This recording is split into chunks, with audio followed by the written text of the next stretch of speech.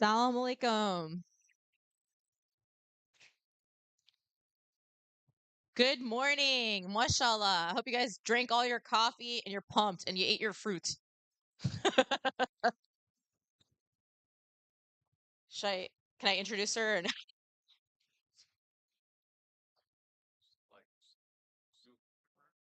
yeah, no, okay. Okay. That sounds great. Mashallah. Okay, cool. So welcome everybody. Please come in if you're gonna come in. We're gonna get started, inshallah. We're like, okay, we're 8 minutes in. Okay. So this is Sunday. This is the last day of the conference, and we're gonna start off with a nice bang. Mashallah, this submitter has the most amazing animal facts.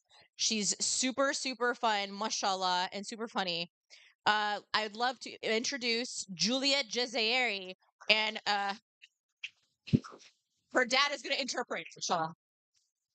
Sound like so originally we were supposed to do the speech together, but if you guys know Juju, she took over and my only job is to be the co-introducer, I guess, and I'll handle slides, inshallah. So take it away, Juju. Assalamu alaikum. Inshallah, today we'll look closely at God's creations from the vast universe. Dad, what does it say? Oh, above us to the tiny patterns inside a single leaf. I found this leaf in my backyard. Oh, what happened? Is it not? Oh, System error. I found this leaf in my backyard. It inspired me to wait, what? Wait. I found this leaf in my backyard. See the miniature roads in the other? Those are oh scientists call them veins. They carry water and food to every cell of the leaf. That inspired me to make the speech I'm giving today. Is it okay? God tells us in the creation of the heavens and the earth. Oh, I see. God tells us in the creation of the heavens and the earth are signs for those who possess intelligence. 3:190. Another verse says, the heavens and the earth are full of proofs for the believers. 45:3. Remember these three steps. Observe, reflect, appreciate, because we'll revisit them. Is that it? Is that it? Okay. We can see God's signs in the universe. He created 67:3. He created 7 universes in layers. You do not see any imperfection in the creation by the most gracious. Keep looking. Do you see any flaw? How do you? Okay. 67:4. Look again and again. Your eyes will come back stumped and conquered. Zoom way in, and we read, He sends down the water, producing all kinds of plants from the green material. 699. God even says, roam the earth and find out the origin of life. 29:20. Whether the galaxies or leaf veins, the design is precise. The Quran says, keep looking. Do you see any flaw? 67:4. Ask yourself, how does a leaf make food? Why don't birds simply drop out of the sky? Ask yourself, how does a leaf make? Oh, is that? Oh, pick one everyday object right now, and promise you'll investigate it later. Is there any more? Okay. Here, meditation just means deep thinking about God. The Quran talks about those who reflect on the creation of the heavens and the earth. And hang on, the 3191. And reminds us by remembering God, the hearts rejoice. 1328. Quiet moments like these strengthen our connection to our Creator. I hope that kid doesn't get stung.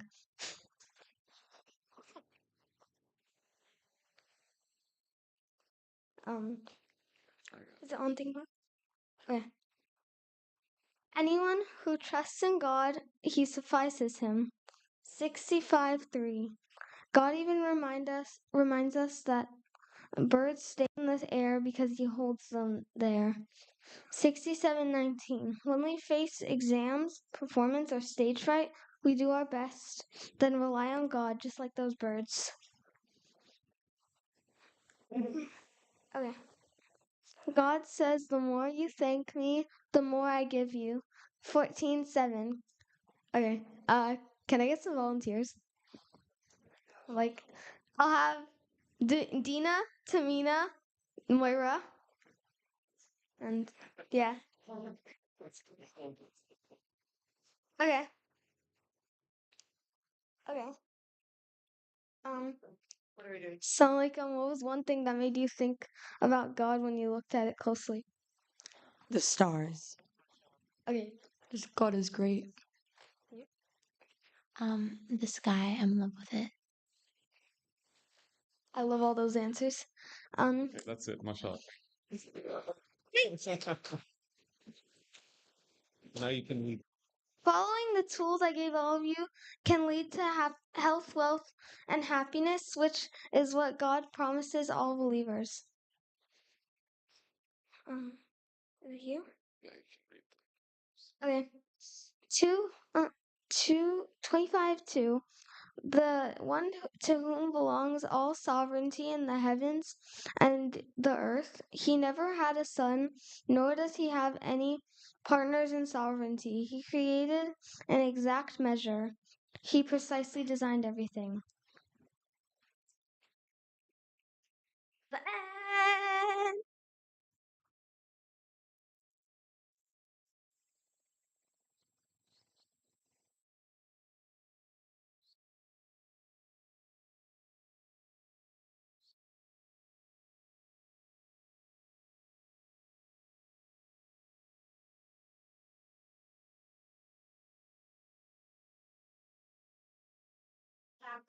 Good job, Juliet. So we're not doing Q&A for the kids. But does anyone want to say good job?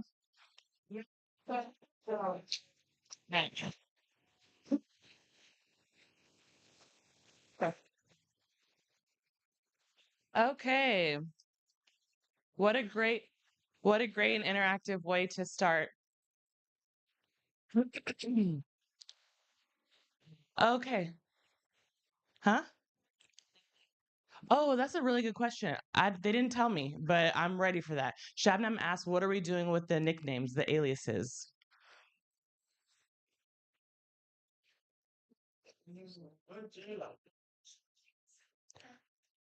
Nusha, when she gets here, will tell us what's next. God willing. Okay. Bonjour, je m'appelle Natasha.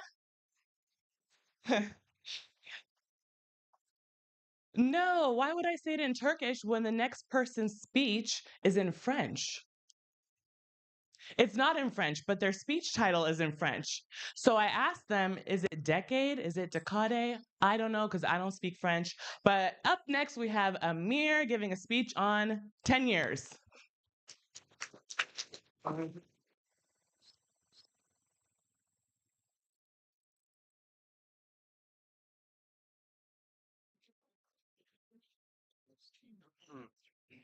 Assalamu alaikum. Good morning, everyone. All right, so let's see. Okay, we have 20 minutes, right? Okay, thanks for the clicker. All right. Okay, so Natasha, great introduction. Is anyone familiar with the image on the left? Anyone? Oh, okay. Huh? Oh, on your right, yes. Yeah. Are you okay? Well, are you familiar with the only image that's not a flag of France?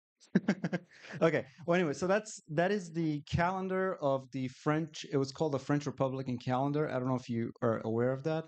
It's kind of a funny thing about, when the French folks became rebellious and they wanted to go completely secular and abandon the calendar that we're still using in modern day, which is the Gregorian calendar. It's inspired by Bible and Catholicism and all that, right? So they wanted to go completely secular, and they're like, okay, we're atheists.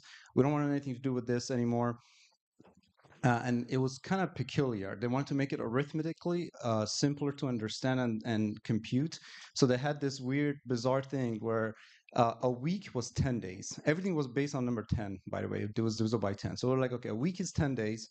And then the days were 10 hours long, but then the hours were 100 minutes long, and each minute was 100 seconds.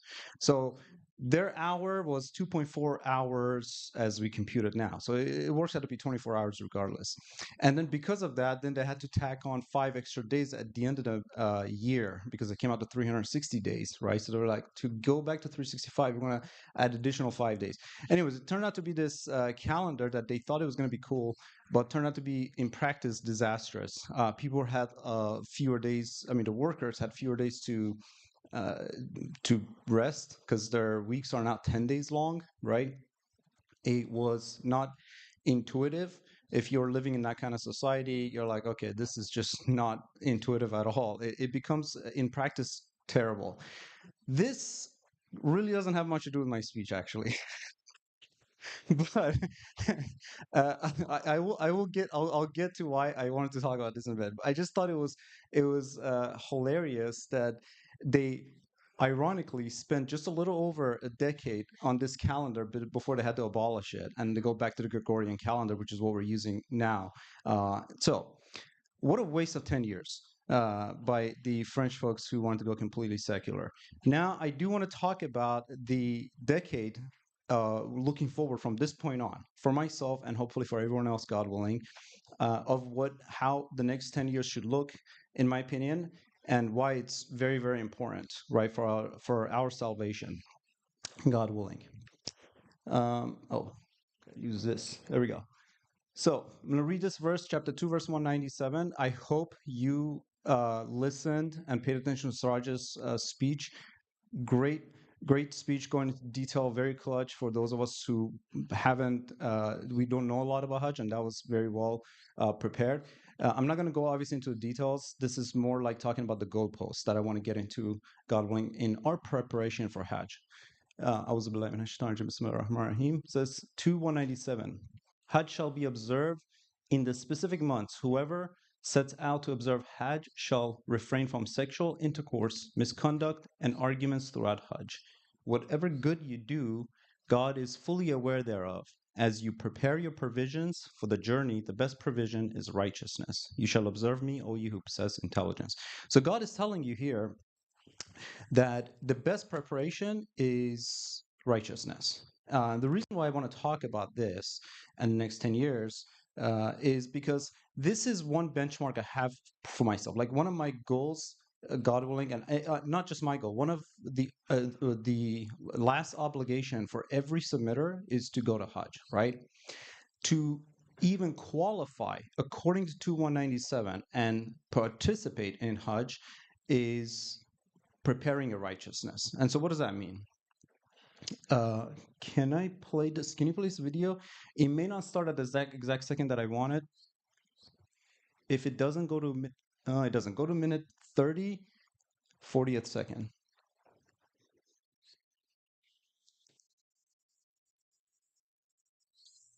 That's good.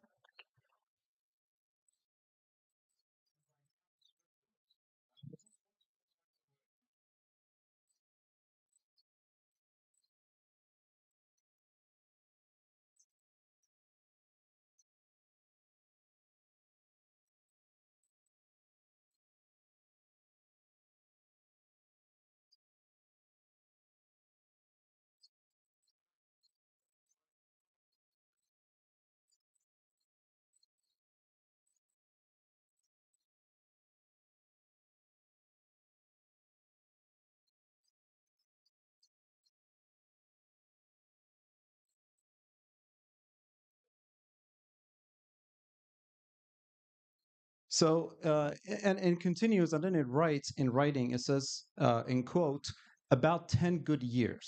Okay, and so I like to think like, what does this 10 good years mean? I got the message a little over 20 years ago, but I got serious about maybe 15 years ago, and I got like more serious like 10 years ago, and I feel I got a lot more serious. So then I started thinking about like, what does that mean? What do I mean by getting serious? Well, there were defects that I had in my soul, and there were behavioral issues, and there were weaknesses, and insisting on certain transgressions that I had for quite a while, right? I had to get rid of those, and it took a while to get some rid of those, but I still have some of those defects till this day, which I have to get rid of those, God willing, in order to be prepared. So I want to give an example of that, not. I'll give some, God willing, specific examples, but I do want to talk about like we go through these stages in our lives, right? And every stage going through your life, it kind of exposes different type of defect in your soul that you are not aware of. And I think that's probably why 10 good years is important here. Like you need to kind of live this journey for a while, go through these phases, make sure you really understand that what you need to strengthen within your soul and what you need, the impurities that you need to get rid of in order to be prepared. And I'm not talking about perfection. I'm not saying you have to be perfect to go Hajj, but I am saying, based on what we learned from the Quran and teachings from the Messenger of the Covenant, that to qualify for Hajj, you have to be a very good believer, right? So, oops, I went backwards. Can I? Oh, there we go. Okay. All right. So you will move from stage to stage. Okay. When I was going to college, this was the meme, not ChatGPT. It used to be like, oh, thank you, Wikipedia. We graduated. This was like our source of information for if you wanted to cheat or we wanted to get a shortcut. A lot. So this is the meme for those of you who are graduate around my time. But so college had its own challenges. Like I had variety of different influences. I had few submitters that were good, but also they kind of shared the same defects as I did. So we kind of, hooked each other up in different ways that didn't make a lot of sense. Like as you grow in your submission, and then obviously when you had to do your salat, you had to do your prayer. During how you manage your time, especially with Friday prayer, if you had to pick a class and landed on Friday, like all of those had to be thought out. And again, it brings out like, do you have any fear to worship God publicly? Are you afraid of missing a class? Do you think that's going to impact your grades, or is that going to impact your the outcome and your future? Like there were different challenges that I went through in college. Then you get married, right? So I got married with Mena. Mena, hand up. You gotta be proud of your husband. I'm just kidding. Okay, so then you get married. Now Mena and I got married in our 20s. So she came from her lifestyle. I came from my lifestyle. Then you move in, and this is a very typical story, right? You move in, and then you start to mold each other because you both have different habits. You have different likes and dislikes, different ways that you want to lead your life, right? And while during the molding period, you can see that sometimes it's like a heartbeat graph. Like you have moments that are just like very very dramatic, and then you have these moments of just like bickering. Like a lot of that happens. And I realized like if I'd never gotten married, I wouldn't know that I had these defects in myself. I really had no idea. And when you get married, whether you're the husband or your wife, you have a very, very good, efficient way of getting under each other's skin. Like it is like no one has that key, I guess. Which is, and I don't mean this in a bad way. I actually think like, okay, like if I can master this at home, I'm gonna be the most charismatic person outside. Like that's how I look at it, right? So and they come like Mena came in. I don't like animals generally in the house. This cat Zingy was foisted in my life for a while, and we only had to give him up when Alina was born because then he started having jealousy issues, right? And this is one of those things that regards on molding. But then I ended up really, really liking him. And the second cat honestly didn't last in the house more than 4 weeks. But the point is, Mena likes animals in the house, lots of them. I don't. It's one of those areas that we kind of go back and forth, find areas of compromise, right? But not a big deal. Then we had our first shot, Alina, right here. Uh, okay. So I was very, very excited, mashallah, and grateful when Alina was born. Uh, but again, kids, they test you differently than your spouse does, than the other people do, right? When Alina was born, I promised to God that I was so excited and ecstatic, and I wanted to make sure I'm an exceptional parent. Okay. Breaking news, I wasn't. But I made a promise that I will never complain ever. I don't care if she wakes me up in the middle of the night. I don't care if she's throwing like I'm never going to complain for the rest of my life as long as I'm alive and I'm her dad. I will never complain. That lasted maybe realistically 2 years, and it might sound impressive. It really isn't, because the first 2 years there's not much personality and opinion. You know, like it's really not that difficult. Like you can't yell at an infant for waking up 3 a.m. like that. Then you have bigger problems. Then now it's different. Like now she has a capacity, she can argue back a little bit, she has her opinions, and sometimes she's right. Like she'll tell me like, well, Baba, you don't have to talk to me that way. And I'm like, oh man, I'm just getting a reminder from a 6-year-old.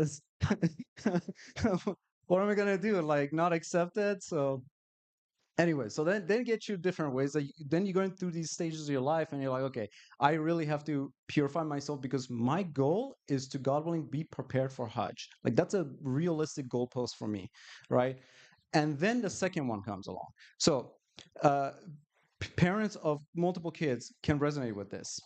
You think you understand, you got it after your first child. The second child comes up with a completely different personality, and you have to start all over again. A lot of you have heard the story about Alina and Lila. Alina, she listens very good. Like if we're somewhere, I'm like, don't go over there, stop. Like she might have her moments will argue back a little bit, but she'll listen. I trust that she'll listen. I trust that she can go stay someone, with our friends and family's house, and she'll listen. Lila, she'll make up her mind. She's like, I need to go across the street, and nothing's gonna stop. Like you can scream, like you have to physically run and chase and grab her. She has her moments, and it tests you differently. Then it's like, what's in your heart? Are you afraid that something bad will happen to your kids, or do you have full and confidence, trusting God that no matter what, that God is the one who's ultimately protecting? And I don't have a lot of time to go into examples that I would love to go into, because it's very interesting the different ways that I've been mentally tested with these two kids. And I had this combat in my mind. I'm like, no, God is a protector, God is doing everything. I don't even want to entertain this thought, but the thought kind of keeps surfacing itself. Now, remember, during Hajj, you can't have misconduct. You don't want to be argumentative. You don't want to be suspicious. You don't want to have any bad thoughts about God, or even like thoughts that would distract you from qualities of God, like that God is omnipotent. Like, I don't want to have any of those. I want to be fully prepared. And I am going through these stages of my life, and these are worldly things. It's great blessings, mashallah, getting married, having kids, college, all this stuff are great blessings, friends, family. But at the end of the day, they'll all, fade away. And what matters is if I am accepted by God, right? And that includes a relationship amongst each other. Like the submitters are a great, wonderful family. Before I had my kids, I used to hang out a lot more. And now I don't hang out as much, but I still, when I have opportunity to be around like submitter, like during conference and whatnot, it's an amazing experience. But we do get tested by each other. And Satan knows this, and he wants to come in and try to manipulate situations and people's thoughts, rub you against each other the wrong way, try to cause like just unnecessary drama, etc. And there are tools that God has given us that we can prevent this from happening for our benefit. Again, this is one of those things that brought out impurities out of me that I wasn't aware of, because I believe I get tested, I get purified differently through my spouse, through my children, through my co-workers, colleagues, and through believers, based on how close my relationships is to them, right? And all of it for me, something that I keep examining myself is like, I need to make sure that, oh my God, I'm running out of time. I gotta go. I'm gonna pace through the rest of this. Okay. So the three things I'm focusing on that I want to convey, God willing, like for the next 10 years, starting right now, it's these. Like I should have started a while ago. I think I'm doing a better job right now. So reverence, hard work, and concentration. to me, this is what 10 good years means, right? God is talking about reverence throughout the Quran, which means that obviously you have this fear of God, you observe Him. Hard work is required. God says in chapter 90, verse 4, that He created human being to work hard to redeem Himself. This is a very blunt, straightforward verse. If you are not working hard, you're not going to be redeemed. Like, that's what that means. You are to work hard to redeem yourself. Meditation is mentioned throughout the Quran, and the one way I like to think about that is concentration. Is how much concentration do I have on God? When I'm praying, am I distracted by worldly things? When I am throughout the day, when I'm thinking about God, am I just like when I say Al Fatiha, am I just saying it while I'm doing something else? Because it's so easy to be on autopilot to recite the Al Fatiha right now, and even your prayers and many other forms of meditation, that I don't think that gives me the true benefit. When I look at the verses about meditation in the Quran, it requires good focus and concentration on God. And the results actually are very different, even in worldly things. So I already kind of mentioned these verses, and again, I'm running out of time, so I'm going to kind of pace through it. Some of the worldly examples is like exercise. I don't know if anyone's seen the video of Arnold Schwarzenegger going over the exercise, and he's talking about like during his prime when he was working out, he was concentrating on like the bicep curls, on like the bench presses, and then he said, "I'll look at sometimes I'll observe some other guys. They're in his own league competing, but the way they're working out, they're like checking out other people and getting distracted by many other things." And he's saying that their body looks like crap. He uses a different word for that. But he was essentially what he was conveying is like, if you're working out and you want to compete at a certain level, you need real concentration. You cannot be distracted by anything. And I kind of keep bringing that to what 10 good years is for me, the way I want to work out on my soul. So I do want to give this example. This whole 10,000 hours to master. This was popularized by Malcolm Gladwell's book Outliers. It was misleading though. Malcolm Gladwell, he's good at writing books that become really good New York Times bestseller, popular type of book, but he doesn't go into depth in some of these details, and it kind of leaves the people, the readers who are otherwise not as well familiar with the topic, in some confusion. I'll put it that way. The 10,000 Hours of Mastery was actually introduced by, let me see, I think I have in my notes, by a psychologist called Anders Ericsson. Okay, but he did not say that this is a static number of hours you need to put into something to become a master at it. In fact, he proved through some tests that in any... Is there Mexican music going on here? Oh, okay. I hear it. I heard some salsa. Okay. Uh, that even any practitioner can have 5 years experience, few years of experience, that can actually do better than someone with like 20 years of experience who has participated in these types of practice. They have a specific goal in mind. They are intensely focused. They have an immediate feedback loop, and they go into the frequent discomfort, which I'll explain in just a little bit. Okay. Then what he published is that if you have that with the 10,000 hours, you're basically the top 1%. Okay, of that. The only exception is when you get to the absolute elite, like competition, like the top musicians or like violinists or top athletes. At that point, you do need talent, and if you don't have that, then hold on. Okay, you can go. Alina is bored of this now. Okay. So that's what he was saying. Like that was the only exception. But for the rest of us, this is adequate. Now, when I look at this in terms of my preparation for Hajj for the next 10 years, and I want to make it quality 10 years, God willing. And by the way, 10,000 hours is about 5 years of concentrated work, so 10 years is more than that of full-time work. Number one, what is my goal? My goal is to, God willing, be prepared to go to Hajj. That's my goal. And how I want to be able to achieve that, like I mentioned earlier about reverence, hard work, and meditation or concentration, it kind of embodies these three, right? Focus and concentration. When I'm doing my salat, if I'm giving a sermon, if I'm doing an al-fatih for myself or at someone's request, I want to really, really focus on God. I want to be deeply thinking about God. That's high. In fact, when God says meditation at night is more effective, it's not going to be effective if you're on your phone, for example, and thinking about God or trying to do the al-fatih, autonomously. It's effective because you are focusing and concentrating on God. That really affects your soul growth, right? The immediate feedback that is essentially reminders, right? So if I get reminders, whether it's from a 6-year-old or somebody else, someone close, someone not as close to me, how I respond to that reminder tells a lot about my soul. I've been on both sides. Sometimes I've taken reminders very well. Sometimes I've argued back, and that tells me where I am, kind of in terms of like how much I care selfishly about my growth and development of my soul. And the frequent discomfort one, this is an interesting one. This is basically talking about putting yourself in challenging situation.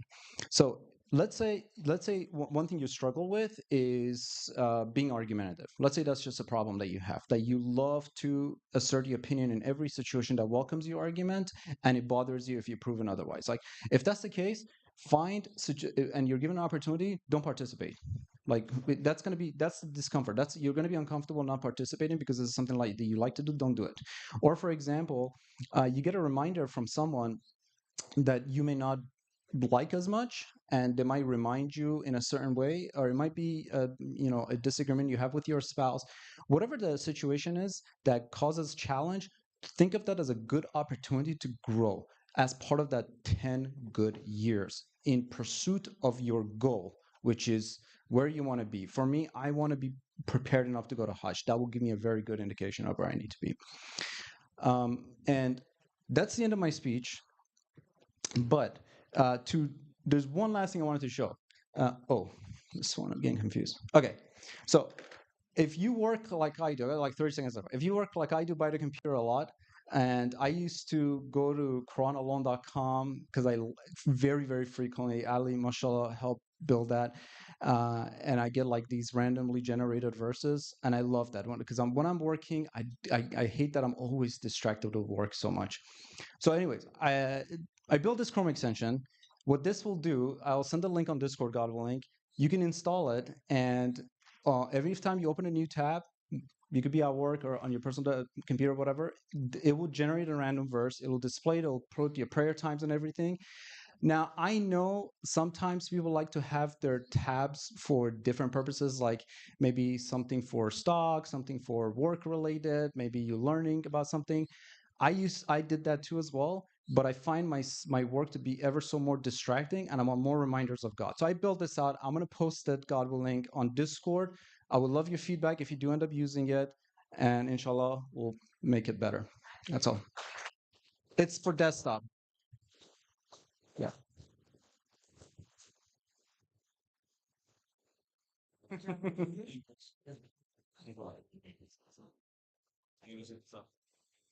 Do you need a battery? All right, I have a question, Amir. Wait, just super quick. Will you commit now to a 10-year reminder and a follow-up speech in the 2035? That'll be kind of awkward. I'm going to say, hey, I made it. I'm prepared. Like, I don't know. That's a yes. God willing. Okay. You know what? In 10 years, if I'm ready to go to Hajj, I'll buy my tickets and I'll announce that. And inshallah. All right. Give it up for God Amir. willing.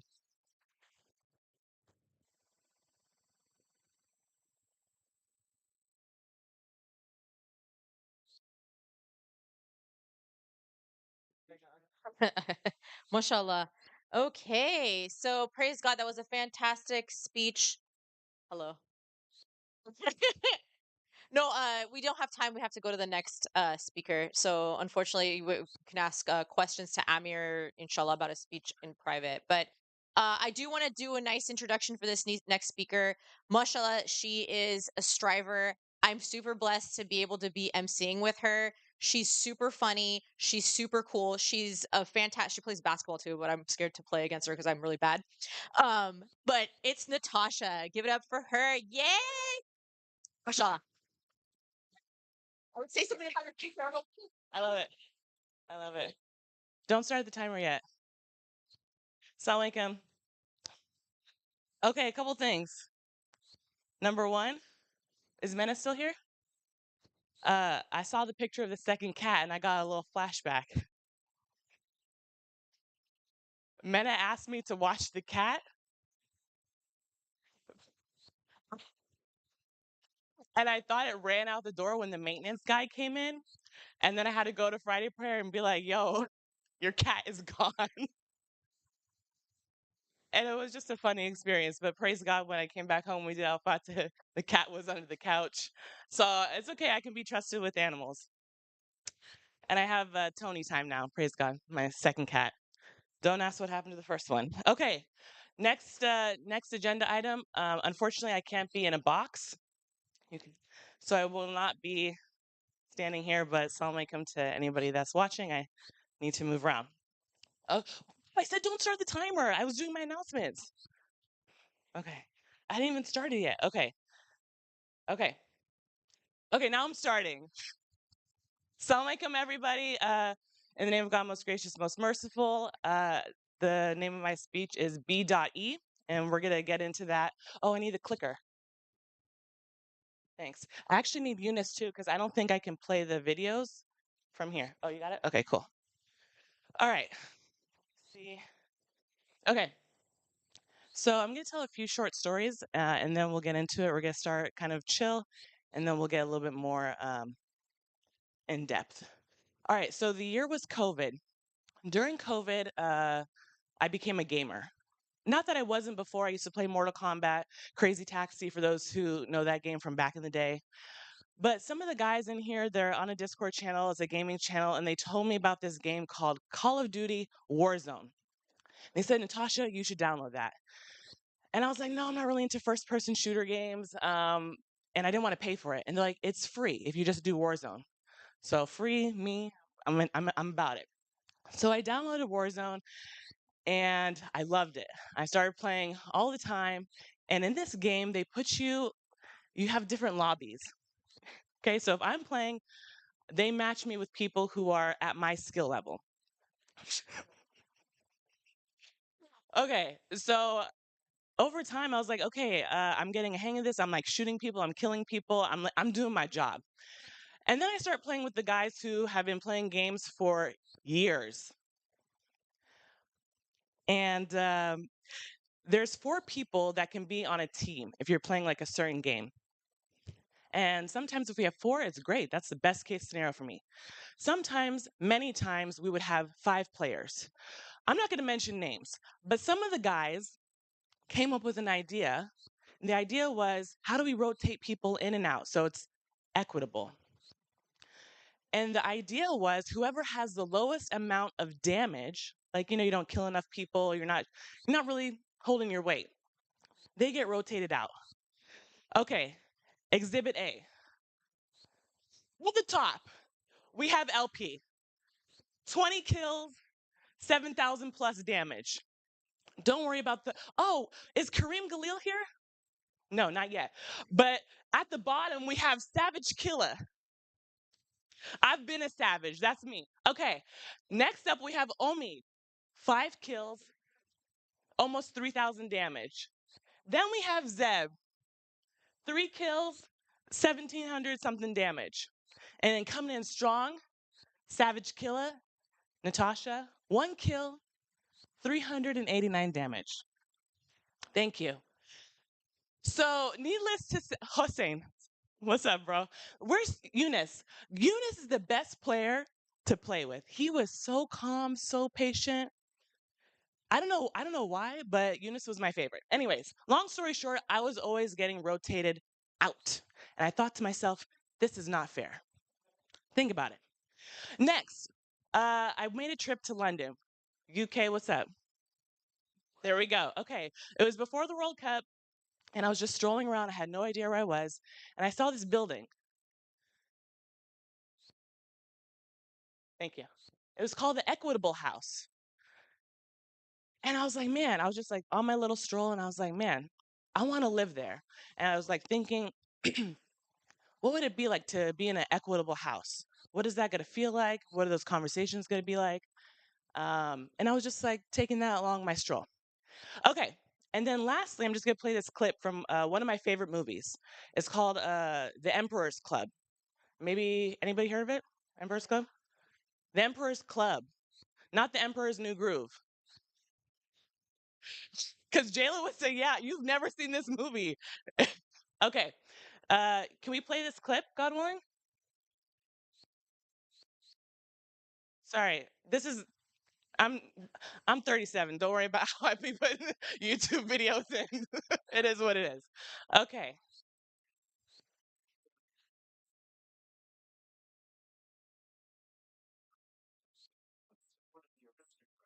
Jose, I can hear you making fun of me in the back. Can we start over in the volume? Is it gonna be low like that?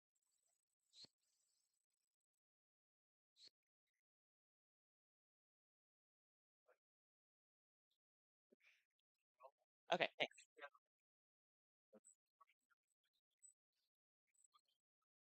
BC.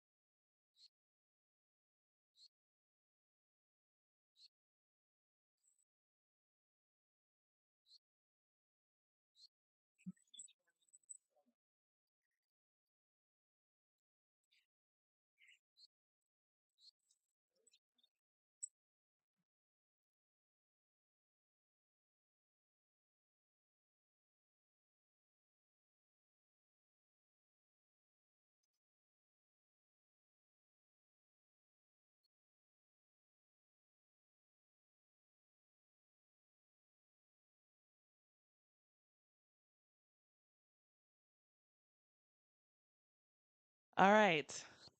Don't worry, if you haven't seen the movie, it doesn't spoil it. Okay. So if you haven't guessed by now, the topic of my speech, B.E, is be equitable. Okay, so let's get into it. All right. I don't know if actually let me just go see what's if the updated slide came on. Okay, so that's the dictionary definition of what it means to be equitable, fair, and impartial. And we're going to talk about the examples in the Quran that talk about how this was displayed, and then sometimes how it wasn't, and then how we can apply it to our day-to-day lives, God willing. Okay, so some of you guys might not know, but part-time. Oh, okay. Part-time, I teach at Cal State East Bay. I teach social work, and one of my I don't want to say goals because it wasn't a goal, but I've always wanted to be on Rate My Professor, and it was also kind of part of this this speech because of something that one of my students had written in their review. I put it on here. Okay. So it's from 2023, and you don't have to read all of it. I just copied and pasted it from the website. But this is the part that made me kind of think about how careful are we? So she says her class help made going to internship easy, mainly because she reads every assignment you submit and provides great feedback. And the part that got me was reads every assignment, right? As a professor. Because so many times it's like, man, you're tired, like you have, assignments coming in, and sometimes it's like you just want to grade it and get going and get to the next task, right? But you can't. That's not equitable. You have to read. The student is taking the time to submit the assignment. I am so bad on time right now. We're just getting started, y'all. Okay, the student is taking time to make the assignment, say their point, then the teacher needs to do their part, read every assignment, provide feedback so there can be growth on both sides. Okay. A lot of times when we think of being equitable, we think of this story, right? I feel like this is always the one that comes to play. David, 99 sheep versus one sheep. Such an easy example, but still David was like, did I make the right decision? When you'd ask anybody, and like, "It's easy peasy, piece of cake, right?" But still at the end of the verse, he said, David wondered if he made the right judgment, right? He wondered. Are we wondering? And then we have examples in the Quran that talk about where it shows that there wasn't the right judgment that was made, and we can learn from that. We have the story of Muhammad, right? So it says he frowned. Muhammad frowned and turned away when the blind man came to him. How do you know? He may purify himself, or he may take heed and benefit from the message. As for the rich man, you gave him your attention. Think about that. We have Moses. I won't read. I don't know what's going on with the font. Sorry about that. Anyways, I won't read the whole verse. He found two men fighting. One was a Hebrew from his people, and the other was an Egyptian from his enemies. Okay, so we have Muhammad. He only gave attention because the guy was rich, and Moses gave the attention or sided with someone just because he was Hebrew. It wasn't because they were both submitters. It wasn't because, they were on the side of God. At this point, they weren't. And God tells us how to deal with this.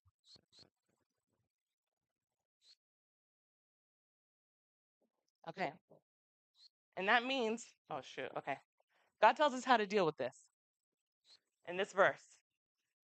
The only criterion for distinguishing among the people, O people, we created you from the same male and female and rendered you distinct peoples and tribes that you may recognize one another. The best among you in the sight of God is the most righteous. God is omniscient, cognizant. That means I cannot support a Nigerian just because they're Nigerian. I can't support an Iranian just because they're Iranian. Unless it's soccer, right? We can do that. I can't support my best friend just because they're my best friend. It doesn't work like that. Right is right and wrong is wrong. If Natasha asks, can we change the study time of Quran study to 6 p.m.? And the answer is no, then the answer has to be no when Farnon asks. The answer has to be no when Noah asks. The answer has to be no when anyone else asks. That's what it means to be equitable.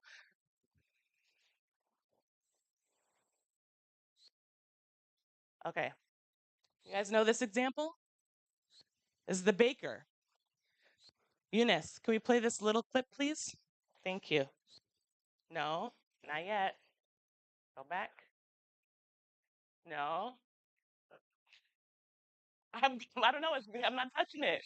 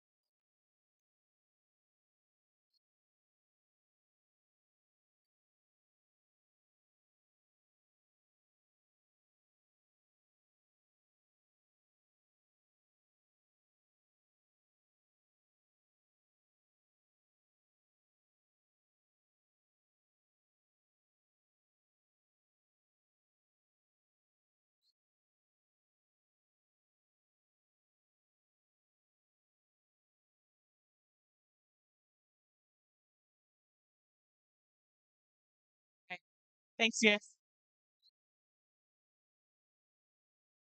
This is such a beautiful example, and thank you to Fatima. She was able to locate the audio for me. Praise God, through Sarah Kay also. The messenger of the covenant says he wasn't being tactful, right? And he says each believer is the best. Do we take this consideration in our day-to-day conversations about, how we're making others feel about our casual statements? I don't know. How many times have you said, wow, that's the best salsa I've ever had? Right? And maybe there's 4 other salsas that have been made by other submitters. Who knows? Right? Do we consider the fairness in our statements? It's important. It's a good thing to reflect on, especially for me. Another example, and I feel like some people maybe they won't agree with this, but I've been thinking about this. And I just made this example because, a lot of you know I go to Turkey a lot by God's grace. And is it right? Is it equitable for me to go and get baklava and I'm going to give it to everybody in here except for Fernan and Noah? Let's say we're at this is masjid. Bring back baklava. Sorry, Fernan. Sorry, Noah. Is that equitable? It's not. If I have a birthday party, it goes back to what they're teaching in school right now. You got to invite all the kids. You can't invite all your friends and leave one person out. It doesn't work like that. Especially who was asking, we didn't really talk about it, what's the real family? I'm not saying, let me just clarify. I'm not saying you can't have your groups, you can't, have your birthday parties. I'm talking about you invite everybody but one person. You include everybody but one person. That's what I'm talking about. If you want to, Jayla's 15 and a half. If, Alina, she just turned 6. Jayla's not going to be upset if she doesn't get invited to a 6-year-old's birthday. I'm not talking about stuff like that, right? Think about your day-to-day and what you're doing to make how you're making other people feel. That's the point of this. Is it equitable in what you're doing?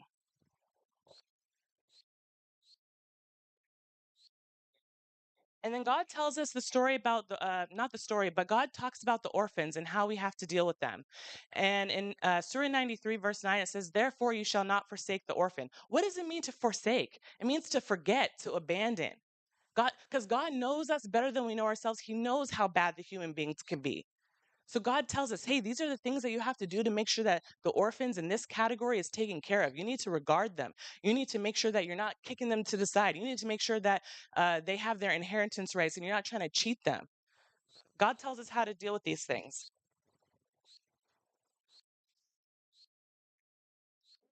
And this is a heavy one. I'm going to read it. You shall not bear false witness. O you who believe, you shall be absolutely equitable and observe God when you serve as witnesses, even against yourselves or your parents or your relatives. Whether the accused is rich or poor, God takes care of both. Therefore, do not be biased by your personal wishes. If you deviate or disregard this commandment, then God is fully cognizant of everything you do. God is always watching. That's something that I tell myself. Sometimes I struggle with, man, like, what's going on? Like, this is not real life. This is not how it's supposed to be. And I forget God is watching and God will take care of whatever needs to be handled. I don't need to take care of it. And that's something I'm trying to, grow and, elevate with, God willing. But it's important, right? What does this mean? It's hard. This is how you kill your ego. If someone says, "Hey, Natasha, did you do this?" Natasha needs to be able to say, "Man, I did it. Please forgive me." If someone asks Jayla, "Hey, did your mom lie about this?" This is not honoring your parents. Jayla needs to stand up for God's truth and the truth and say, "My mom was not honest about this." That has nothing to do with not honoring your parents or relatives. Think about it. Do you always take the side of your kids in masjid? Or are you on God's side? These are important things to reflect on. This is how you break away from loyalty to people and instead commit to truth and justice and devotion to God alone. This is when you don't take your best friend's side if they're wrong or your relative's side just because they're related to you. And part of being equitable is having the ability to be an active listener. And I have to do this a lot in my work. And sometimes I don't do it in masjid. I'm like, this is what I do every day. I have to sit and listen to people talk about how they abuse their children. And then I have to be like, okay, I'm watching. I'm not on my phone. I'm watching you. And I'm looking at your body language, your facial expressions, and I need to come up with an accurate assessment of what are you saying to me? I need to say, okay, she seems remorseful. I need to document all that. I need to repeat back to you what you said to me. A lot of us can't do that. After this speech, come back and repeat to me what I said. Are you actively listening?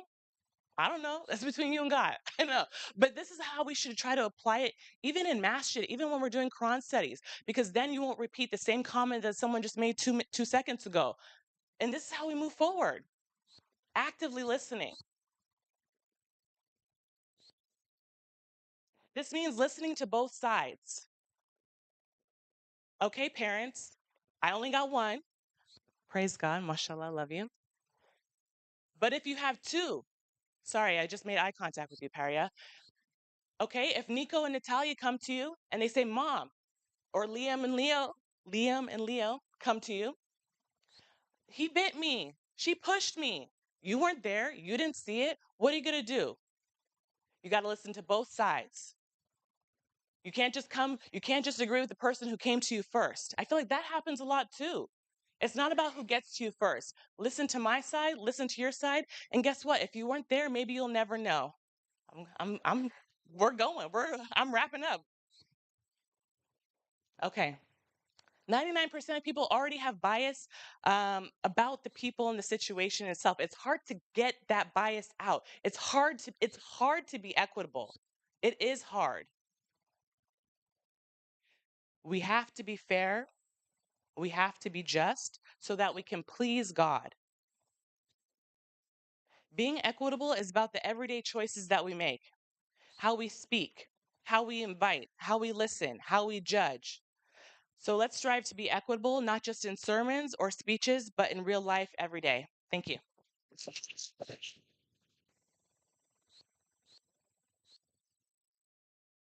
Salam alaikum. Okay, mashallah. Okay, I think we have time for just one question. Okay, I saw your hand is for sure. Okay, well maybe we'll see. You can take second roll. Assalamu alaikum, Natasha. Thank you for this wonderful speech. I just have one question. I was trying to connect the YouTube clip you played to the presentation because I have not seen that movie. It is just like a quiz, so I'm not able to connect that one. Okay, the first Thank you. one, He asked a question and then this guy yeah. So answers. okay, so Thank you. the first clip was from the Emperor's Club, and basically the clip showed that the kid was cheating. So he was looking at his thing and he was cheating, and so the headmaster went to the I don't know if the principal went to the headmaster, whoever's in charge, right, and was like, I think that Cedric is cheating, and the guy said because there was some special treatment, he said let it go. He said ignore it. So we can't do that. That was the correlation. Thanks for bringing that because I definitely didn't talk about that. I just assumed that everybody would get it. Take one more. I saw your hand. Was it Masood? Yeah. Okay. Here you go. Yeah, I had the same question as Suraj, but not before that. It was really good reminder. I mean, I appreciate it really. I wanted to see the connection between Call of Duty and this thing. Weren't these guys equitable to you in that regard? Let's talk about Call of Duty. What's up, Jose? Assalamu alaikum. Let's talk about Call of Duty. Is it fair that you play a game with everybody every night for hours and hours and hours, and then Natasha just wants to slide in, just say, yes at it. Just, I want a little bit of time. Just give me a little bit of time. That's all I was asking. Is just, is it fair? Help me to me, give me a little bit of time, right? The more I play with the top dogs, the 20 kills, Hossein always has a lot of kills, you always have, I'll get better. But y'all want to kick me out every time to play with the elite group. That's not fair. I don't want to be on the B team. I want to be on the A team. I'm a savage killer. All right, that's my answer. Mashallah. Natasha, you should play with me. I'll definitely let's go. God willing. I play Phasmophobia though. I don't play that one. Okay. So all right. So actually you were the MC, so you're Back to work. All right, 1 second. Okay. Oh my God. Oh, okay. Okay. Next up, let me see what the name of your speech is. Fadla? Okay. So, wow, listen to this, guys. I just gave a speech on being equitable. Do you know how many times I've said that this next speaker is one of my favorites? Yep. Yep. So it's for me a lot of times. A lot of times. Praise God, he's an amazing submitter. Yeah, one of the amazing submitters. And now you guys can hold me accountable. I got to take the reminders if you catch me slipping. We have Parsa talking about. What are you talking about? How to truly worship God alone. Let's go. Oh, okay. Okay.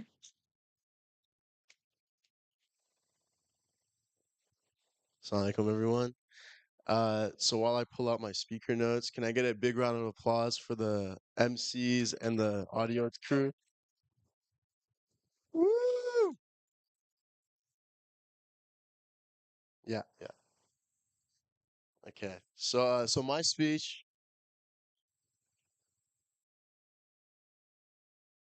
is about how to truly worship God alone. And this topic is an ongoing trial for me. And I hope some of you can resonate with some of the points I'm going to talk about and also learn with me to get better at doing this, inshallah. So what does it mean to truly worship God alone? So worshiping means to show reverence and adoration for a deity and honor it with religious rites. I just want to read a couple verses to prove this in the Quran. Such as God, your Lord, there is no God except He, the creator of all things. You shall worship Him alone. He is in control of all things. I don't think I said this. Say, my contact prayers, my worship practices, my life, and my death are all devoted absolutely to God alone, the Lord of the universe. So everything in the world around us is made by God, and the actions we take, all the conversations we've had in this room in the consultation, and all the speeches that were also given in this room are all in accordance with God's will. So you were planned to hear that. And nothing will happen without God's approval. We must reverence only God and be grateful for the life that He has given all of us. And for 6162, our whole lives should be to get closer to God and attain a higher rank in the hereafter. We live our lives to worship God alone and follow His commandments that He has given to us. And just a verse to wrap these points up, 17:7. If you work righteousness, you work righteousness for your own good. But if you commit evil, you do so for your own detriment. Moving on. So some traps in this worldly life, some of us might be caught in this, including me, by the way. This life is set up to test us on our true devotion to God alone, and we are tested with our money, our children, and our lives. I want to read 3:186. You will certainly be tested through your money and your lives, and you will hear from those who receive the scripture and from the idol worshippers a lot of insult. If you steadfastly persevere and lead a righteous life, this will prove the strength of your faith. And so this is our third and final chance to redeem ourselves. And the whole part of this existence that we are in right now is to test our devotion to God alone. God has given us so many blessings and has guided us to where we are now. So we must take heed and do our best to worship God alone. I also want to read 39:11. Say, I have been commanded to worship God alone, worship God, devoting the religion absolutely to Him alone. And the footnotes of this verse are really important in my opinion. They really adhere to the fact of worshiping God alone. This is the essence of submission, Islam, worshiping God alone and devoting the religion purely to Him, without any idol or intermediary. And then the second footnote says, any form of association, even the mention of a prophet or saint during worship, nullifies this command. So you don't even have to believe that a saint or anything is in command. You just have to mention it, which is really important. And we have to really be on top of what we say and what we truly believe. And for the verse on the slide for 3186, so there's going to be many purification tests for us that we all have to go through, and people from other religions are also going to debate with us, and we must stay righteous and not act poorly, because as submitters we must set the best example. So, money. For me, I'm not rich, but in this worldly life, there's like some things I want to buy, and mashallah, me and my friends, we enjoy driving up the mountainous roads that God has provided for us. And sometimes you see some crazy, insane cars and some crazy, insanely young people get out of it. And unfortunately, sometimes my initial reaction is like, what do I have to do to get that car? Because I'm the same age as them, but I don't have the car. I'm being unappreciative of what I have. And in that moment, I'm forgetting that God is running everything. And I put my faith into something other than God. And I'm not truly believing that God is the best provider. And then for the second topic, being in a pinch, God has precisely calculated our provisions for us. If we become unappreciative, then we are unable to worship God alone and value money more than God's power. I just want to read 42:27. If God were to shower the people with too many provisions, they would transgress on earth, but he sends them precisely what he wills, in exact measure. He is fully cognizant, seer of his servants.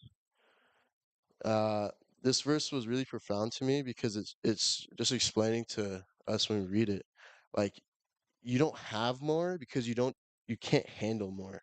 There's no other reason besides that, and we must accept it fully and be happy with our current provisions. And then 985, do not be impressed by their money and their children. God causes these things to be a source of torment for them in this world, and their souls depart while they are disbelievers. So as we know, like a lot of rich people, they are absolutely miserable. So, and that might happen to us too if we can't remember to worship God alone when we have these provisions.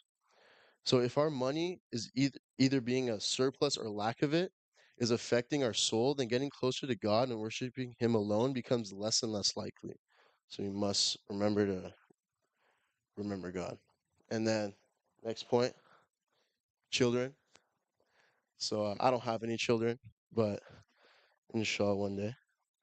But even besides that, I can personally remember times that I have tested my parents on their patience, anxiety, and temper. The temper, not so much now, but many years ago. I won't get into the details, but children are both a blessing and a test for the believers. I want to read 64:14. O you who believe, your spouses and your children can be your enemies. Beware. But if you pardon, forget, and forgive, then God is forgiver, most merciful. So at sometimes it may feel like your children and spouse are against you, but we must forgive and forget because to forgive. So I want to read 2:37, just a section of it. To forgive is closer to righteousness. Do not forget grace among yourselves. God is seer of everything you do. That verse is about divorce, but I think it's important for this topic. But the concept is still relevant because forgiving is better for us, and we set aside all bad thoughts and lingering feelings, and inshallah, because of this, we get closer to God. Now, you might be asking, why is it the same guy in all three pictures? ChatGPT decided to create the same image of the same guy, just doing different stuff. And so for our last topic, or about these things, is God tests us with our lives. And he tests us through different methods. He tests us with temptations, staying righteous during hard times, and steadfastly persevering through tests. So for temptations, I want to read 24:30. Tell the believing men to lower their gaze and maintain their chastity. This is pure for them. God is fully cognizant of everything they do. So if you think this next part is not okay, I asked Sarah Comrade and she said it was okay. So this is a great verse to represent shying away from temptations. Mashallah, I think I'm pretty good at following that verse, but I can always do better. Please laugh. That was supposed to be a joke.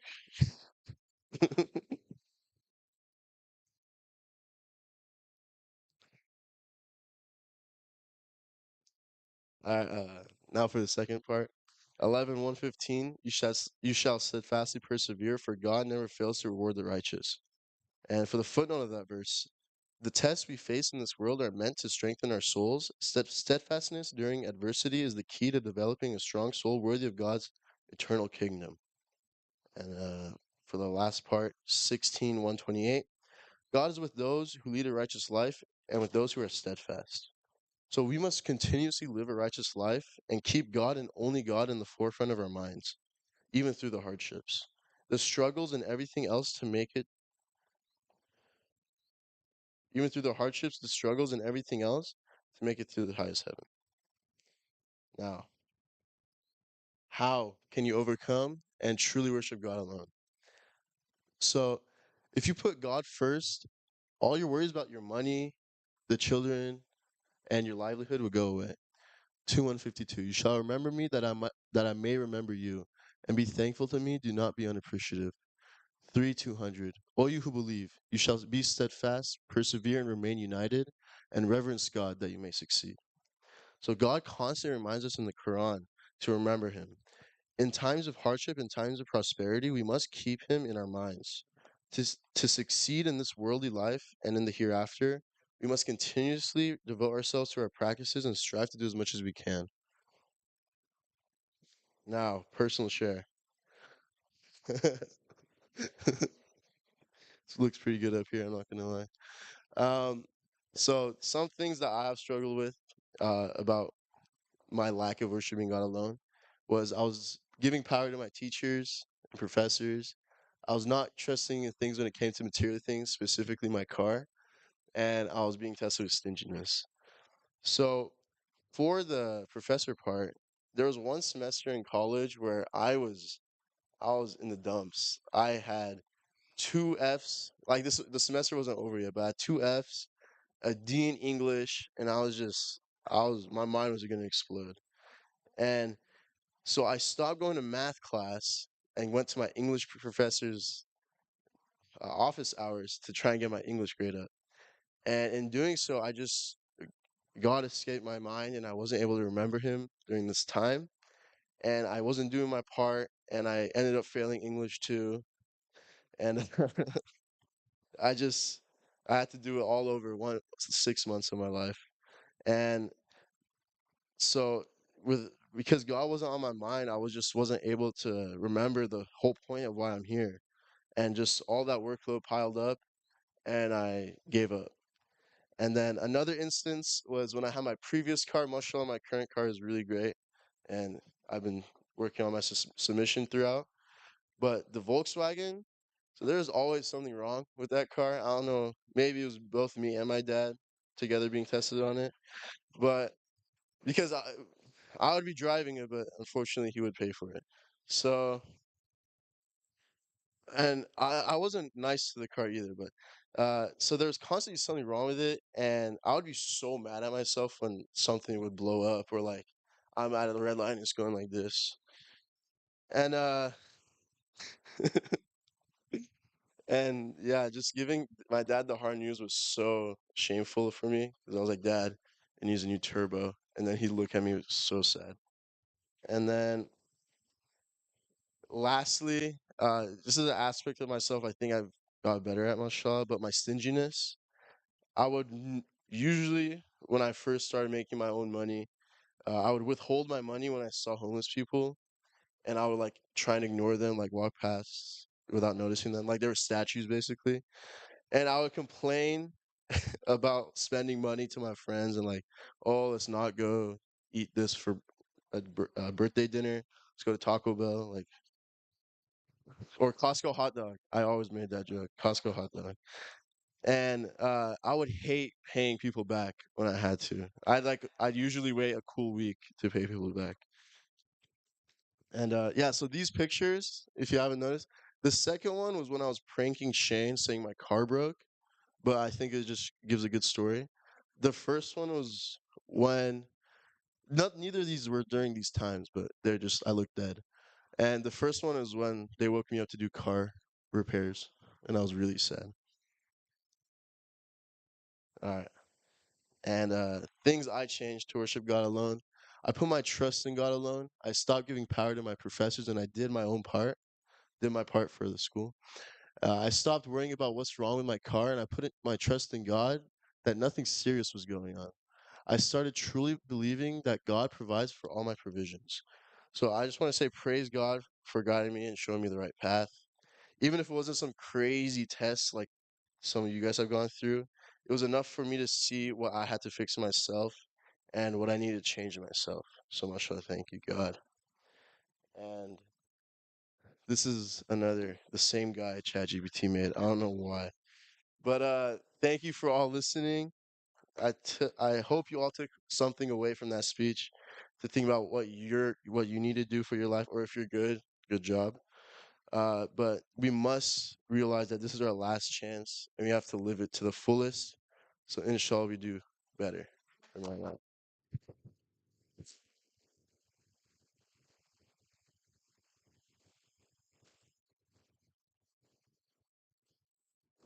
Good job, Parsa. Questions? It's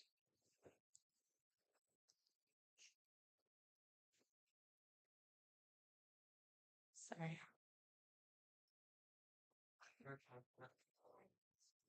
All right. What's up, Parsa? slow. You know what? There's nothing more humbling than when Parsa racks you up on his shoulders and squats you up for a group photo. And this kid used to be up to my waist not too long ago, and now he's giving a speech. So talk about humbling. When you said there was a period of time where you identified that you're not putting your trust in God, Yeah. but you know that you should. Um, what are some of the ways that you remember, like in those times where you're like, so for me, it was anger, right?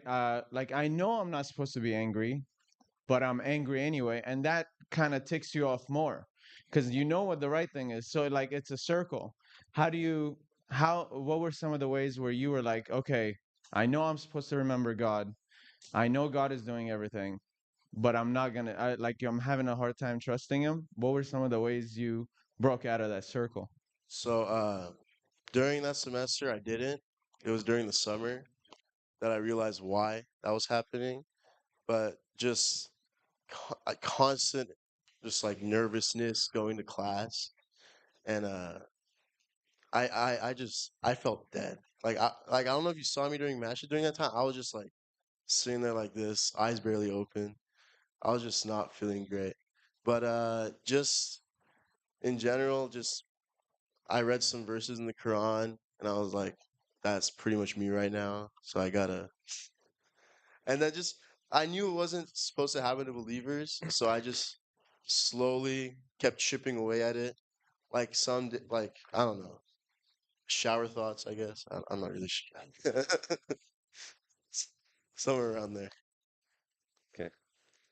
Mashallah, thank you, Parsa. That was great. I wanted to ask you a question because you mentioned the struggles and the mistakes you made, and also how you were able to change that and turn that around.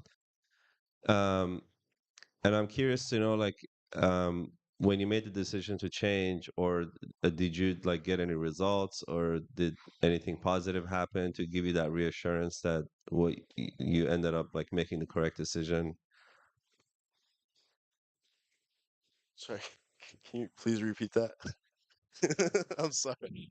So you said there were problems that you dealt with, and then you changed that, Yeah. right? You realize that what you have to do, what's the correct way of thinking and going about your life. Like the example of like professors, like Yeah. at some point you decided to just trust God. So was there anything positive that came out of that afterwards once you made that change? Anything positive? Yeah, mashallah. My grades are good. My GPA went from like a 2.1 to a 3.7 now, mashallah. So yeah. And just my whole honestly day to day, I'm just like I'm like aloof. Like I don't really like dig too deep and stuff, and I coast around. My mom says I worry too little because I yeah, but that's pretty much it. Just I stopped caring so much about the worldly life, and like that's pretty much it. Yeah, mashallah.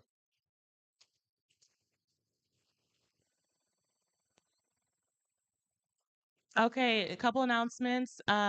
There's a lot of side chatter. So honestly, don't make me pull out the trivia questions because, we don't want that. We want to get through things smoothly, God willing. But I'll call people out. I will. And then the next announcement is after the closing remarks, God willing, Bushra and Vida? They're going to be talking right after that about the next conference location. So don't leave so we can have that discussion. It's going to be immediately after the closing remarks. Virginia and Bushra will be there. Oh, sorry. I don't know why I read Vita. Bushra and Virginia. Okay. All right. Huh? All right, guys. Bushra and somebody from Virginia, maybe named Vita, will be doing this. So, long story short, stay here after closing remarks. Yes, because that's like the next conference location and stuff. So if you guys care about that, should inshallah. Okay, so mashallah, we're like okay, actually I'm not gonna say anything. Okay, so I'm super mashallah, very blessed. I get to introduce this next person, speaker, mashallah. I've always I grew up basically with this submitter around me and always fun, always laughing, always funny, always so strong. I swear she put like the fear in the disbeliever's eyes every single time she talked, and it was awesome. Mashallah. I love her so much, mashallah. Shabnam June with her next speech. And I want to say this correctly, God willing. It is what is your goal and is it your why? Inshallah. So much. Can't wait. No. Can't wait. Oh, there's one up there. Sorry.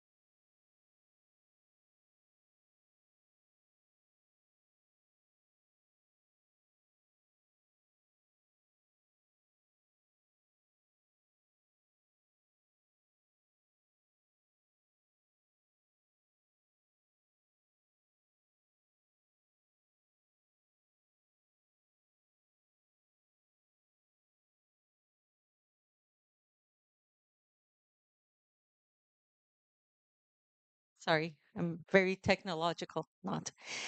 Salam alaikum, everyone. So good to see you all here. I love you all. Mashallah. Praise God. Mashallah. Um, so as Fernand Jun read, my speech is about what is your goal and is it your why? In the name of God, most gracious, most merciful. So I'm going to ask a few questions. Show of hands. How many here want to make it to heaven? How many want to have perfect happiness, health, wealth, and peace now and forever? Well, how many of you want perfect security? How many of you want to have anything you want and wish for? How many of you don't want to have any fear or grief? How many of you want to defeat Satan? Okay. How many of you agree that these are the best goals to have? Okay. Well, then, lend me your ear and I'll try and listen to my speech and I'll try to change your goal. Wait and see. Okay. All right. I know some people cringed after this, but oh well. I am in front of family, so it is what it is. So, how many of you have heard the saying that keep your eye on the ball or keep your eye on the prize? All right. So, in sales, it is very important that it's a very important step that keeps people on their toes in order to reach their goals. Does any one of you know what that is? It is identifying your why. Like, why are you doing this? Why is it important that you want to become the best salesperson? Why is it important you want to be the best doctor? Why is it important? Like all of these things, it's like your why. And my friend Gemini is defining what the why is. Says, this is how the why is described by Gemini. Think of your goal as a destination. Your why is your compass, giving you a clear sense of direction and helping you determine the path you need to take. It fuels motivation and resilience, like steadfastly doing what you need to do to get there. It helps with overcoming setbacks, so you're persevering as well, and keeps you on track. With this in mind, think of how we motivate our toddlers or young kids to observe God's commandments. Like for Salat, you'll tell them, okay, you can watch your show afterwards, ice cream, candy, park, you know. There was a time that Audrey was like in a perpetual downward dog position during Salat. Very cute, very funny. I'm sure a lot of parents have seen this with their kids. Um, and it's interesting because she knows about this prize thing, and she says, and when we tell her like you have to do your salat, and she said, well, do I get a prize? And of course we say yes, but then I ask her, if there was no prize, would you still do your salat? And she'll think, and I think she's kind of thinking, how should I answer this to get my prize? She's a smart girl, mashallah. But when I ask her of this, interestingly enough, we do our salat and she forgets about the prize. But when she doesn't ask me ahead of time, will I get a prize? Immediately after salat, she'll kind of demand a prize. So, of course, this is like maybe a couple months ago, and she may be a little bit different now, but this has been part of the experience. Like with older kids, however, the prize was mostly, a motivator for fasting, like getting their Legos, their, you know, cake and bake, or, whatever it was. Like for Shane, it was like this magnificent, dragon tail Hot Wheel tracks and, with an elevator and a ring of fire kind of thing. Noah, Legos, Hannah, some cake and bake or something else was like, we were not much with her, mashallah, but the boys, yeah, definitely. We needed some kind of motivation there. So these were their motivations. And then we would often tell our children how wonderful heaven is. Like we would describe to them like it's pizza and ice cream all day, on the beach, perfect weather, roller coaster with your friends, having whatever you wish for. And that was a way to get them interested in what God is saying and why we want to go to heaven. And when I was a newcomer, um, what was my motivator was that river of wine, hoping that my mansion, God willing, one day would be next to a river of Merlot. So these were fun things, ways that God would keep us motivated, right?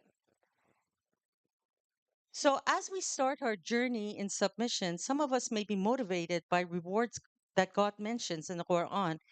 But at some point, that motivation should change.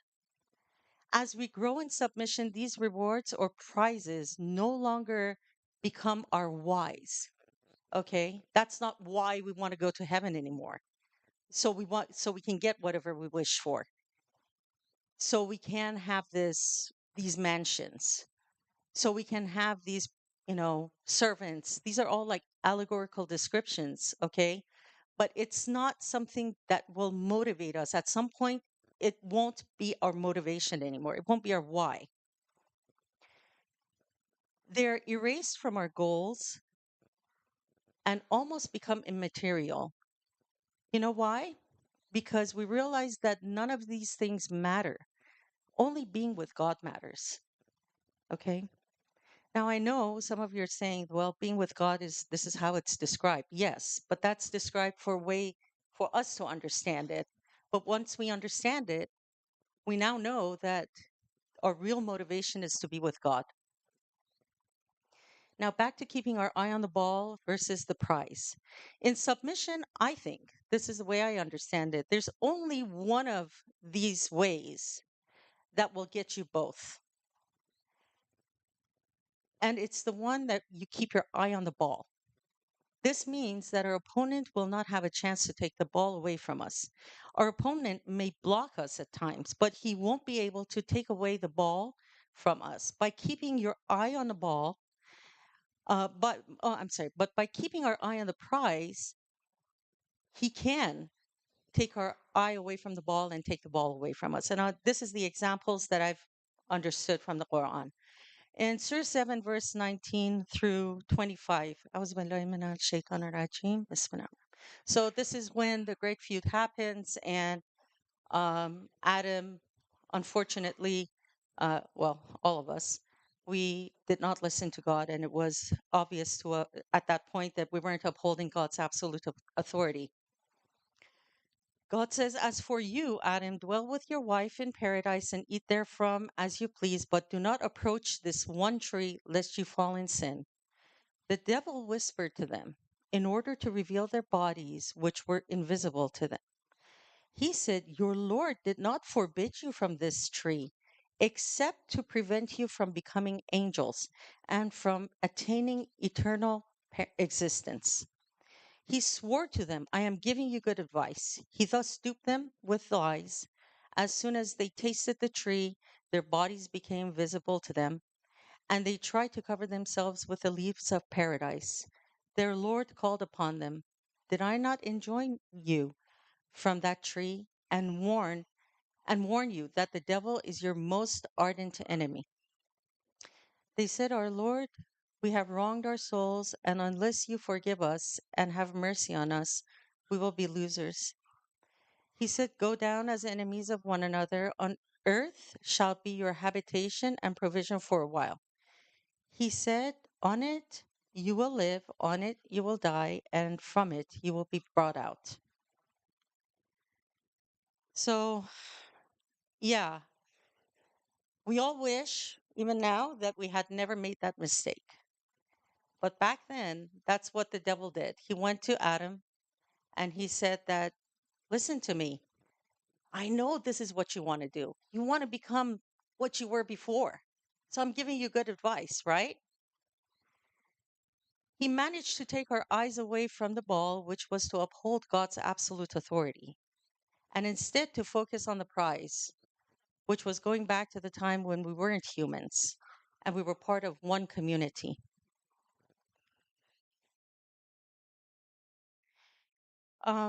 Here's another example that happened actually at one of the conferences. There was a guy came up and introduced himself as Satan Buster. He walked up actually to the podium and he said, hi, I am so and so.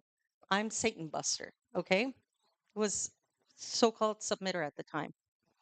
He became so preoccupied with busting Satan that he ended up going astray. I can only imagine Satan whispering to him that, hey, isn't it your goal to defeat me?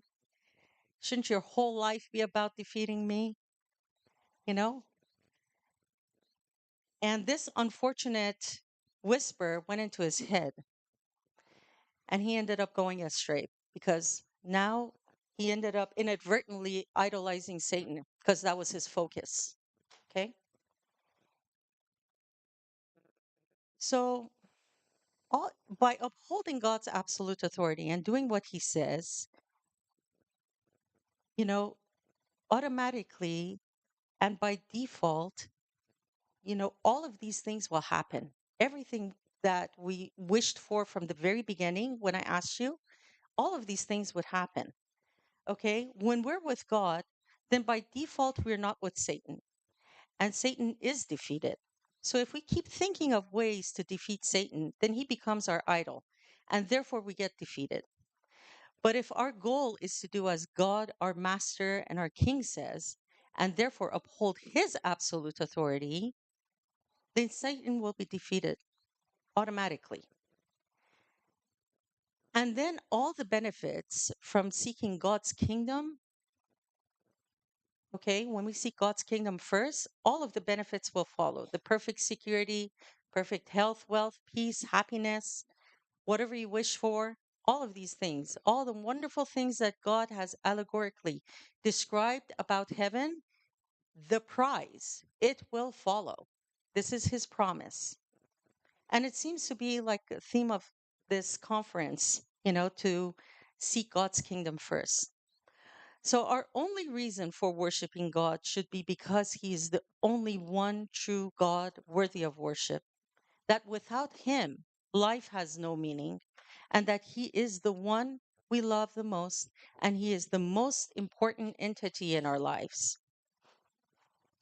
The rewards that come with it, as awesome as they are, cannot be the reason why we are in this path. They cannot be our why. I'm going to read again. I'm sure, I know that this has been read a few times, but it's great to reflect upon it with this speech. This is part of the Sermon on the Mount from Jesus, and in Matthew 6:25 through 33, it starts with, "Do not worry. Therefore, I tell you, do not worry about your life, what you will eat or what you will drink, nor about your body, what you will put on. Is not life more than food, and the body more than clothing? Look at the birds of the air. They neither sow nor reap nor gather into barns, and yet your heavenly Father, which should be God, feeds them. Are you not of more value than they? And which of you, by worrying, can add a single hour to his span of life? And why are you anxious about clothing? Consider the lilies of the field, how they grow. They neither toil nor spin. Yet I tell you, even Solomon in all his glory was not arrayed like one of them, like one of these. But if God so clothes the grass of the field, which today is alive and tomorrow is thrown into the oven, will he not much more clothe you, O you little of faith? Therefore do not worry, saying, what shall I eat, or what shall we drink, or what shall we wear? For the Gentiles seek after all these things, and your heavenly Father, again God, knows that you need them all. But seek first his kingdom and his righteousness, and all these things will be added onto you. So now imagine someone asking you, why do you want to go to heaven? Will your answer be because it's an incredibly beautiful place with unimaginable joy and happiness?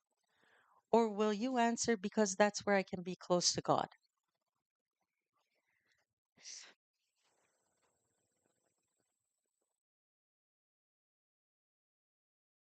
Excuse me.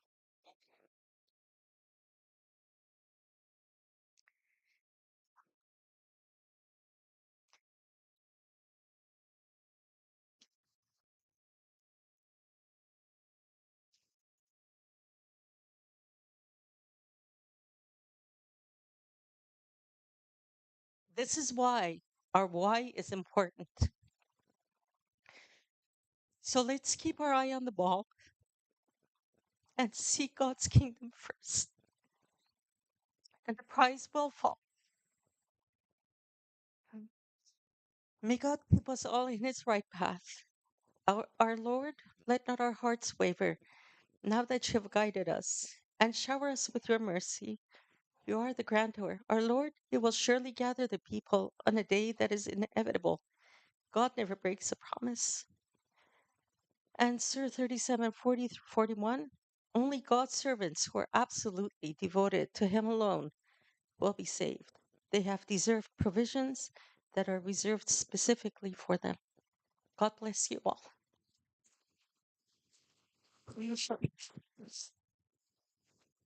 Sorry. MashaAllah. And also, I just wanted to say thank you so much, Fernanda, for that really over the top. I really wish I could live up to what you described about me, but I thank you. That was very generous of you. Thank you. God bless you, Shalom Joe. I love you. MashaAllah. Praise God. Okay, that was an amazing speech. Anybody have any questions? Okay, we have one from Farangi Street. Okay. I'll give it to her next. Assalamu alaikum, Shabnam Jan. It was Salam very good alaikum. speech. Thank you very much. I was going to ask you this question.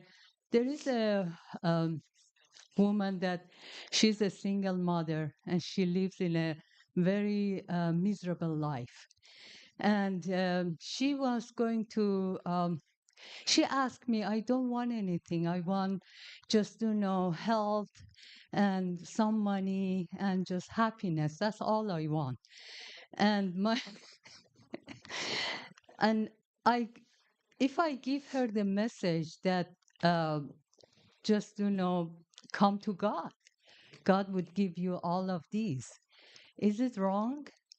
Because we are just, you're talking about we have to have our eye on the ball, not on the prizes. Mashallah, that's a great question. So, if you recall at the beginning of my speech, I said that these are motivators for us. When we come into this path, like the way we motivate our children, do your salat or fast, and these are the prizes you'll end up getting. For someone who comes into this path, you say these things to them because it's a way to motivate them to want to listen. Okay, and it opens their hearts, hopefully, to God's message. But for us personally, our motivation eventually is no longer about the mansions in heaven and this I want to be in this path so I can have perfect happiness. I mean, if our goals are that, then we'll lose what the meaning of this path is. So it's not wrong for you to invite someone and tell them, look, by listening, by doing what God says, all of our problems, all of our worries, they all go away. This is God's promise. Okay. And they may come to this path for that reason at the beginning. But if they are sincere, they will know that none of that will matter. Later on, all of that would go away. Okay.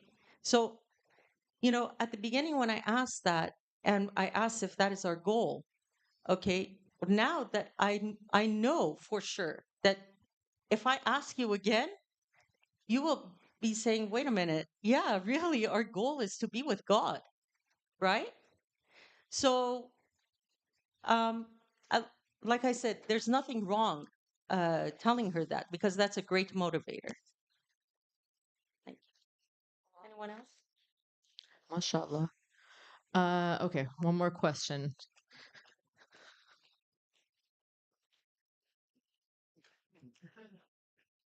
Shalom alaikum, everyone. Thank you, Sharon John. Don't get emotional. You make I us love to be God. It's emotional. okay. Yeah, of Yeah. course, of course. Just kidding you. The question that Frangis John had is very important in a way that sometimes when we see people are in trouble, we don't go to the root of how to invite people to the path of God. We say that you want a relief from your problem, come to God, which is great, and it's correct. But the point is that some people, they focus on how to come out of that trouble without realizing that if we want to be trouble free, we have to go to the root of who God is, why we are here, what causes to be evicted from paradise, as you mentioned in your speech about Adam and Eve. These are the things that if we really don't understand on the first step, that who God is, what's our goal here, and what we have to do in order to make it, even though we may do salat, zakat, all the rights, if our focus and understanding is not on that, to understand the absolute authority of God and upholding it, we are not going to make it. We've seen people coming to path. Their goal was how to attain perfect happiness. No, perfect happiness is a reward for those who really understand how to worship God alone. So I just want to add to that. And it was great. And thank you so much. God Mashallah, bless. that was the whole point of my speech, that our Yeah. goal should not be to Mashallah. attain perfect I happiness. agree. Our goal is to be with God, right? Mashallah, yeah. But we can't go like a first comer, a newcomer, and we give them all of this information. Frankie Shun's question was that she knows someone who's in trouble, who's not a submitter, obviously, and she goes to them and says that if you come to God's path, that you will, all your problems will go away, right? And that is a beautiful way to start a conversation and to get them to listen to you. And that's how, one of the ways that God does. He also makes us listen to him, as we see when he talks about the many rewards of um, righteousness, okay, about heaven and what's awaiting us, right? So are we done? Or yes? Inshallah, thank you so much, Shabnam June. Praise God. Yay. Okay, inshallah. All right, we're coming down to it. Good job, Mashallah. Last speaker of the conference before closing remarks. Give it up. Wait, hold on. Let me talk about you a little bit. You trying to get up here on stage? Okay. No, I'm just kidding. I don't have anything to say. Dina, talking about needs. Bro, now I'm scared to say anything good because I'm trying to be equitable. You got a mic? Yeah. Yeah. Okay, Assalamu alaikum, everyone. We made it to the end of conference. Got you, Ari. Yeah, this is my third conference, and this is my second speech. And mashallah, every year, like all the speeches are so amazing. So it's always like I'm always so grateful that we're able to like be together and listen to everyone speak, and it's always a really good time, mashallah. So my speech is going to be about needs, and that might seem like a very general topic, but we know as human beings we come with a lot of weaknesses, and we're very needy creatures. And like throughout like history, I've heard even like within like my lifetime, I've heard a lot of people like reference like certain human traits or human needs as design flaws, but we know that God doesn't make mistakes. So the way I see it, human beings were created with these various needs and weaknesses as well to show us that we cannot and do not provide anything, and that we need and rely completely on a provider. As submitters, we know that that's God. So the extent of this neediness among the human being is so much so that scientists have conducted multiple studies on human behavior based on these needs. The most famous one of these studies is perhaps not.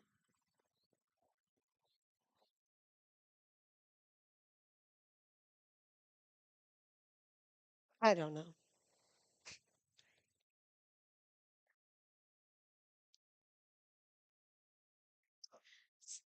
Which one? Oh, a study conducted by Abraham Maslow in 1943. So, a lot of people might have seen this before. It's Maslow's hierarchy of needs. So, who was Abraham Maslow? He was a psychologist who studied human behavior and created this 5-tier pyramid diagram to represent the multiple needs that make you feel complete as a human being. So, the conclusion from his study was that by studying human motivation, he can determine that all motivation is driven by these 5 needs in order from the bottom to the top, meaning the bottom needs are like your easiest to acquire, and then you go up, up, up, and you feel more complete, and it's harder to achieve those needs. So, at the bottom of the pyramid, we have our physiological needs, then our safety and security, love and belonging, self esteem, and finally self actualization.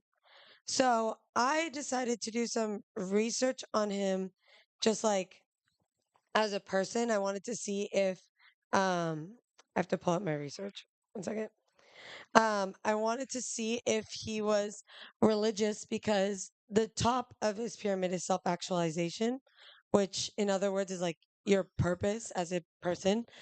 And what I found was that he was born Jewish, but he identified as atheist for most of his life and did not incorporate religious concepts into his theory of the hierarchy of needs. However, he did explore concepts like self transcendence and interpret this as having spiritual and religious undertones. but could not he couldn't equate that to there being a creator and needing things from a creator. And so his focus was on the human experience, and that is what makes you feel like that's what makes you feel like you have those needs met is by your human experience and not from a creator. So what does this mean for us? Well, we are submitters, so we already understand that everything that we need is provided for us from God. So we have already reached that self-actualization. Since we have made the decision to submit to God and truly understand what we are doing in this life, then we have reached self actualization. We understand our purpose in this life. And most people never get to that point ever. They live and die feeling completely incomplete. They don't feel like they meant anything on this world. And so the way I like to think of it is like, since the diagram is a pyramid, if you think about everyone else is trying to build their pyramid and they're trying to climb to the top, like putting brick by brick, trying to build this pyramid. But for us, we've skipped all the way to the top and we are already on the top of our pyramid. We know that the rest of it is there. We don't have to think about trying to put those pieces there ourselves. It's already there for us by God's grace because we have figured out what our purpose is. Yeah. So let's start with this is just general, like breaking down. The bottom tier is our food, water, shelter, and then actual safety, love and belonging, esteem, and then our life's purpose. So our first tier is our physiological needs: food, water, and shelter. We know that God created this earth complete with all of those things in mind. Each one was precisely calculated for the time frame in which our world will exist. So I'm going to read Surah 15, verse 20. Inshallah. We made it habitable for you and for creatures you do not provide for. And then the footnote says, when we send astronauts into space, we provide them with precisely measured quantities of food, water, and oxygen. God created the spaceship Earth with billions of astronauts who work and reproduce. He supplied them with self-supporting system that generates oxygen, fresh water, and a great variety of delicious foods and drinks. I think the important part in this verse is to note that it's creatures that we do not provide for. The animals, the plants, and the insects are all creatures that are, whenever each one of them comes into existence, their provisions, their oxygen, their water, and wherever they're going to live on this earth is already decided for them, and there's nothing left out. There's nothing to be thought of. It's just already been done.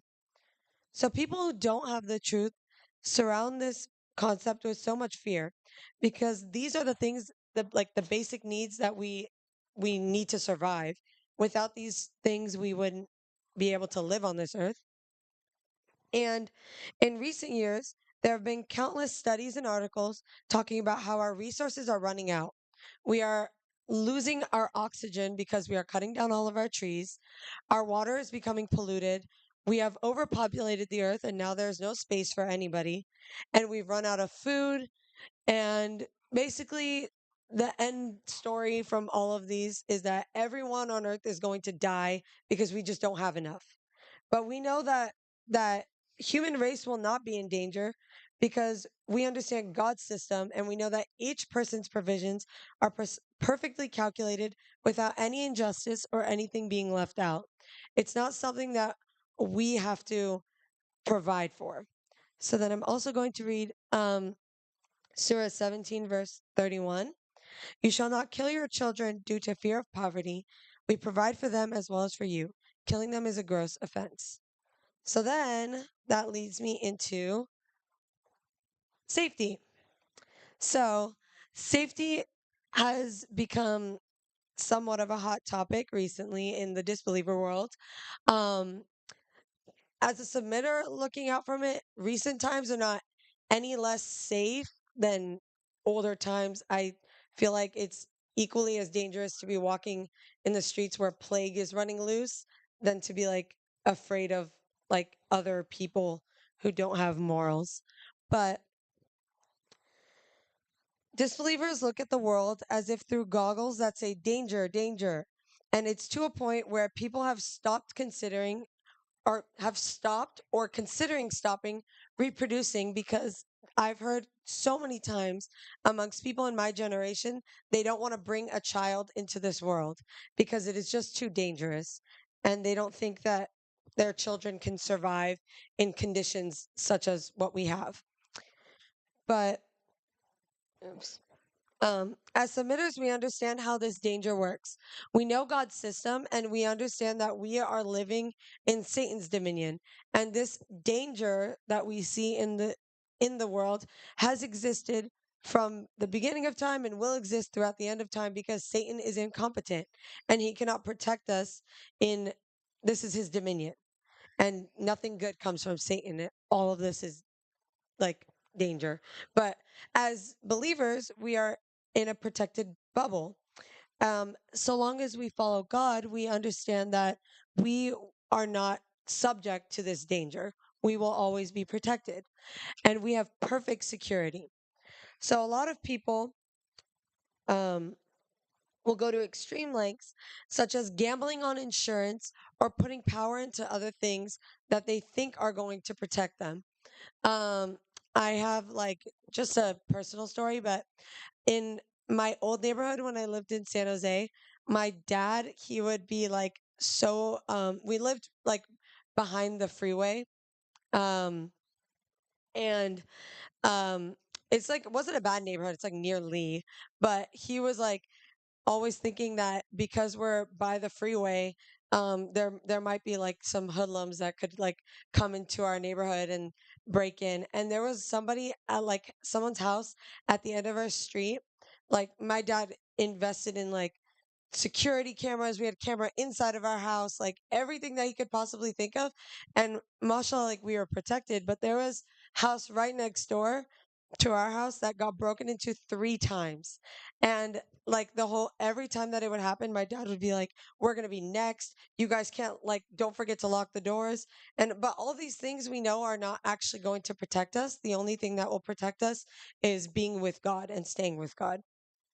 So then I have 2 verses to read. Surah 6, verse 82. Yeah, I have it on there. Great. Those who believe and do not pollute their belief with idol worship have deserved the perfect security, and they are truly guided. And then 479, anything good that happens to you is from God, and anything bad that happens to you is from you. So now we are at love and belonging, and we are only 2 tiers away from self actualization. The importance of the next 2 tiers and the difficulty of acquiring them has increased. Most people walk around with the mindset that love doesn't exist and that they belong nowhere. The divorce rates are over 50%. Friendships are shallow and short lived, and family members become estranged and vengeful from each other. With God, we have the blueprint to help these relationships grow and last, mashallah. We live in a bubble where we are told how to treat people in all these relationships, and the proof is all around us. We are told to honor our parents, regard our relatives, treat our friends like family, and have the utmost respect for our spouses. Love in all these aspects comes only from God and provides us with a strong sense of belonging.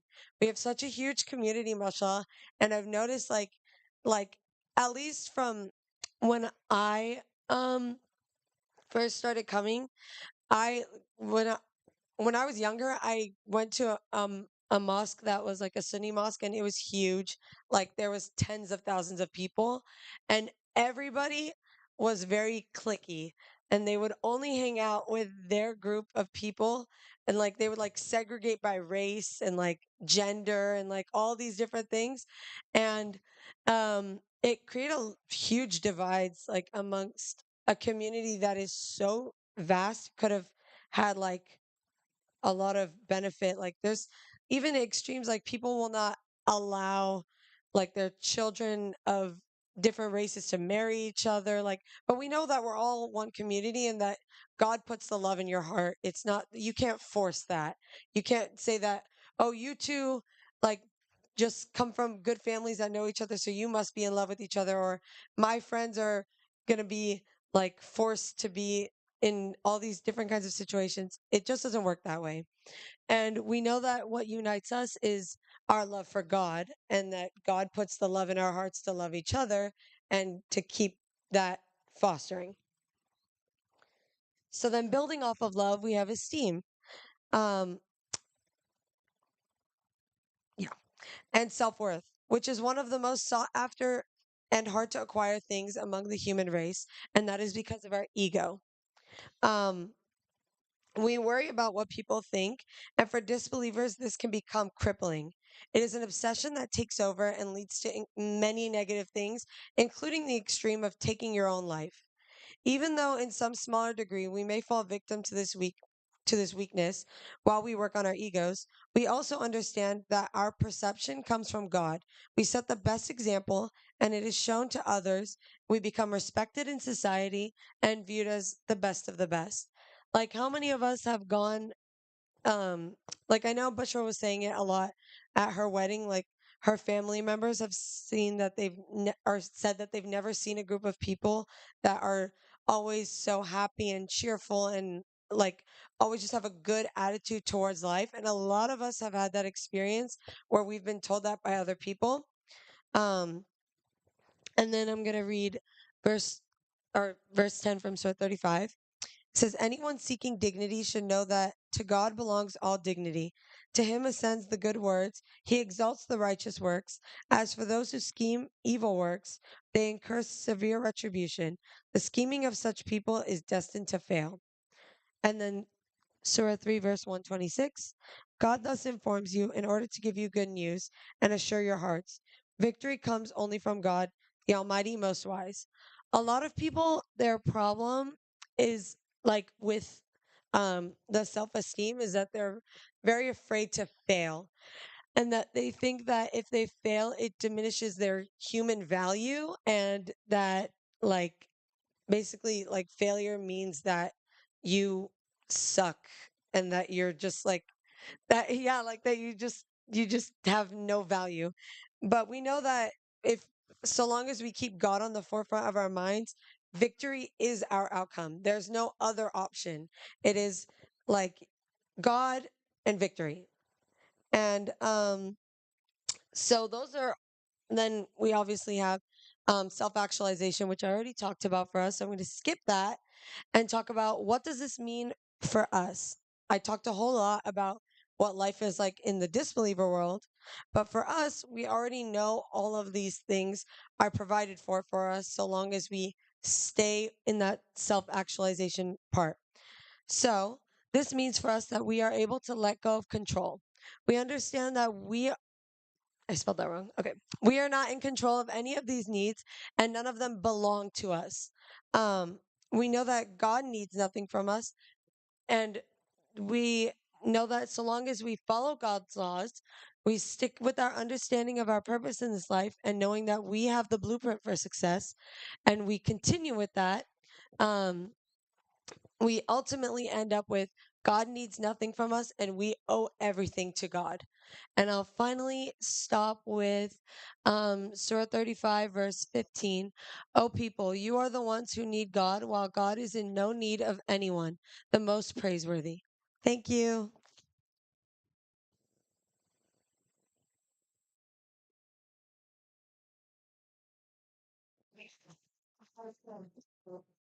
Great job. Bashar has a question for me. I'm walking to her. Salam. Okay, Dina, my question for you. wait. Oh, maybe I don't have. Thank you. Okay. That's so cute. My question for you is we both kind of come from very similar extreme traditional backgrounds, and I was also raised in around a community, masjid, and witnessed those things as well. Typically, you see people kind of almost not lose faith, but it really repels and puts you off of faith completely.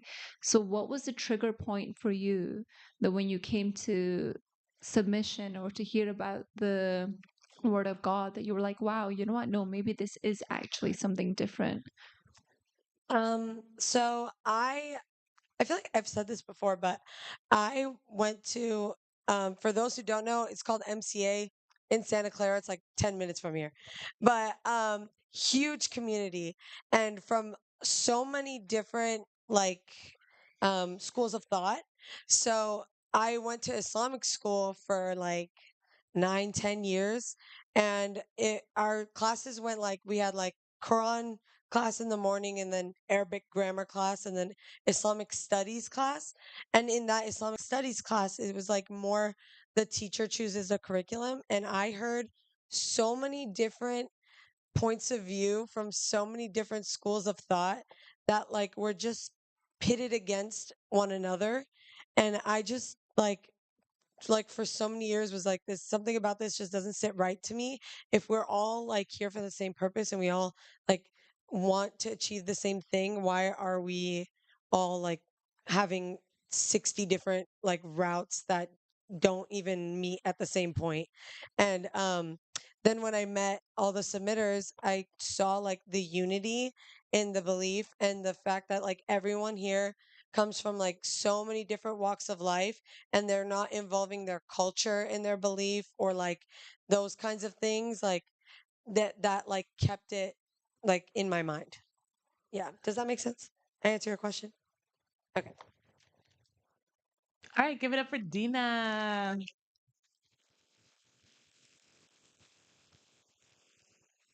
All right, guys. Nusha's gonna come and talk about the Alias game. I'm so excited to see who's the winner. Natasha, remember, we're going to be equitable, right? Okay. Okay. So, thank you, Mashallah. Great speech, Dina, Mashallah. Okay. Should I not go? So, do you remember in the beginning of conference, you got your name tags, you got your badges, and then on the back, hopefully you've written an alias, like a nickname or something. And hopefully you've been collecting it, right? Got to catch them all. Okay, so there's about 190 adults, I think. Let's see. Has anyone gotten 190? I hope you counted how many you have. Mozzie? Happy birthday, Mozzie. No? Okay. Let's drop it down to 100. Natasha? Evan? Actually, I've been seeing Evan going around really working hard on that. Okay, can I just clarify though? No, Tamina? Yeah, I bet there's people who play this as well, but unfortunately they're not in the room. Maybe they're watching on YouTube and running down. She's coming. Okay, so let me just clarify. So we have Evan and Natasha. I said 100. Who has 120? Okay, 110? Or how many do you have 110? 111? Okay, wait. Again, we have to be fair though and equitable. I didn't, huh? Here's the thing though, because the purpose of this, are you guys, Natasha, look at me, listen. Giti June, your phone is unmuted again. I'm just kidding. Okay. Okay. So, to be equitable and fair, Evan, are you listening? Okay.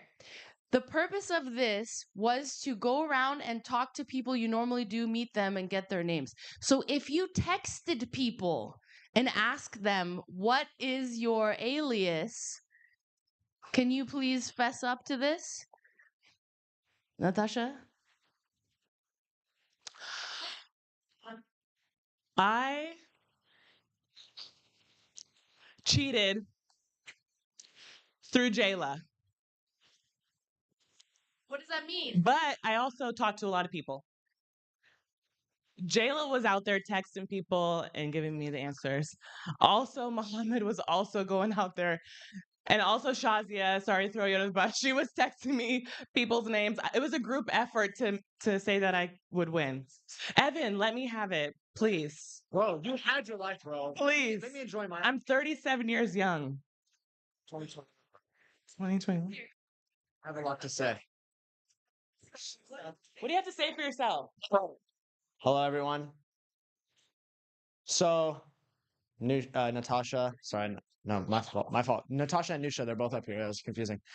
I will have to admit, because Natasha was also very honest. Just before I say this, I also have 111, which is the exact number Natasha has. But I also had help. So does it even the playing field? Yes. So Shane, thank you for your help. Wait, what does that mean? You copied their notebook? No, so we both kind of would go out and get aliases and give them to each other and trade them, and then like use them together. Huh? You did that with your own daughter, okay? You sold your okay, never mind. All right, raise me if you did not cheat and you have about 80. Jayla, you get out of here. Shane? No. Shamrajan? 80. Okay, who has close to 100 and you didn't? It's not cheating? Are you kidding me? There was a speech on being equitable, guys. I'm just kidding. Bahare? 93? 93. Ali Gambari?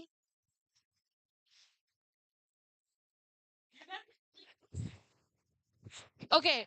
Yes, actually, you're right. In all fairness, you're right. I didn't say you can't text people. So, Bahar, I'm sorry, false alarm. Okay, yeah, I didn't say that. But you had the same amount, guys. 111. Okay, share the prize. Okay. Oh, dance battle? Okay. Oh my gosh, quiz question. Oh, ooh, ooh. Okay. Wait. You have a quiz question? Yes, fair enough. Go. I think a dance battle would be better, guys. What do we think? Natasha's ready. Evan needs to get on the stage.